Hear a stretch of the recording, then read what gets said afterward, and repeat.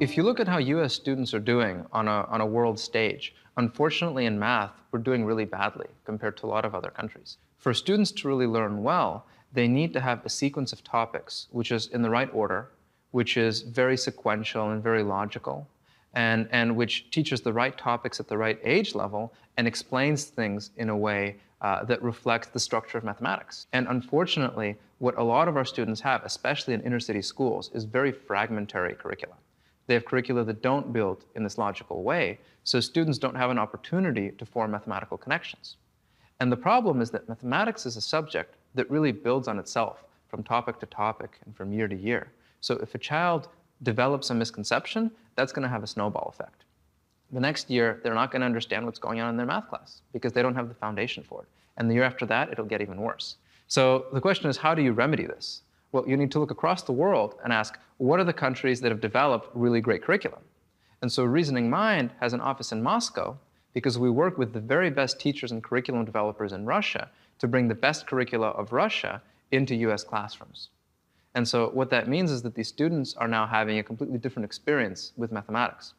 They're now learning mathematics in a sequential way that builds from topic to topic. It's not really about the software, it's about the curriculum. We see ourselves as a curriculum reform. Are we a technology company? Yes, we are. But the technology is just a tool to deliver a world-class curriculum to students. At the same time, the technology and the software itself is also quite unique. One thing that makes it unique is how much data we record and how good access we provide to teachers to this data. If you're a teacher, with our software, you can see every single problem that your students solved, whether they solved the problem correctly, incorrectly, what answer they gave, and you can see summary information. If you're a teacher in a traditional class and you see that a student isn't really understanding some topic, it's hard to see why that's the case. In the software, what you can do is you can look at that topic and you can say, what are the topics that you need to know in order to understand that topic? And you can check, does the child have a gap? And if you find that gap, you can go and try to teach that to the child. Maybe they have a gap even earlier than that.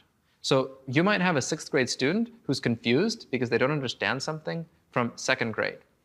And the software has the time to go and figure that out. So when you're the teacher, you log in, you can see that your 6th grade student has 5 gaps from 2nd grade.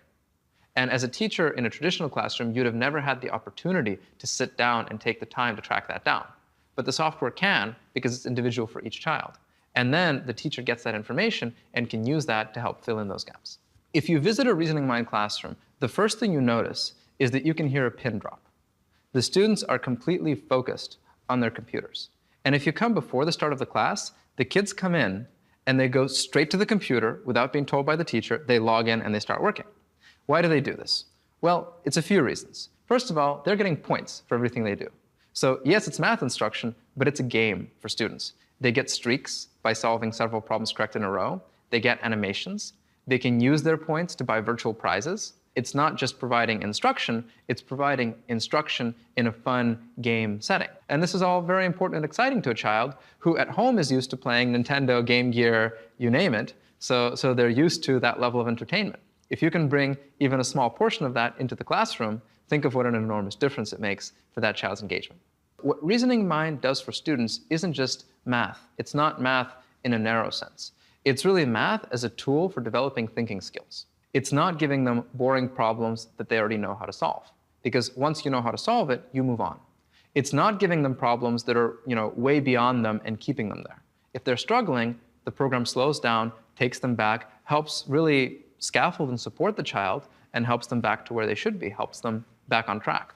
So to students, what that means is that they're not bored and they're not frustrated because they're being met at their level. So it makes mathematics a creative process. It's about seeing a problem you've never seen before and finding and discovering that creative solution. That's important not just for mathematics, that's important for students' future lives. Reasoning Mind is about that. It's about developing students' reasoning minds. It's about developing their ability to think in new situations, to be creative. Mathematics is the tool that helps them achieve this. We first came to HTC and had our first office in 2003. And there were just 2 people, my parents, who were in this office. They sat in one room together, and that's where it started. At the time, we didn't have a single student. We were just finishing up a prototype of our software. And if you look at the growth since then, it was really tremendous how much we grew with HTC's support. By the year 2010, we had 30 employees here in the office in HTC. We had outgrown HTC and we had to move out reluctantly because we loved it here. But we were getting so big, we needed to get an entire floor of a building and lease that and move out. This last year, we were serving 42,000 students in 7 states. Next year, we're on track for serving more than 65,000 students. So this kind of growth, we're currently employing 150 people. This kind of growth, really, HTC was extremely helpful in helping us focus on what was important and achieve this type of growth, both with their advice and with the amazing, very flexible office space, as well as the support that we got from HTC throughout the whole process.